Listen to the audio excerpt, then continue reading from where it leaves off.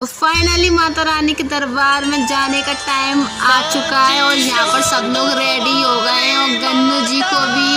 Ready कर दिया है और कलावा बांध रहे हैं और हल्दी के छापे भी लगाए गए हैं और सब लोग भी अभी आके हल्दी के छापे लगवाएंगे क्योंकि हमारे यहाँ पर रस्म है, माता के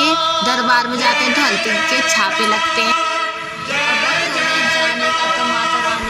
और फिर सब लोग जा रहे थे, तीन कारें रेडी थी हमारे घर की, तो तीनों कारों में से सब लोग जा रहे थे बैठ के।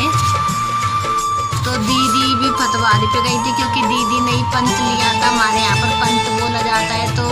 दीदी भी गई थी पटवारी पे।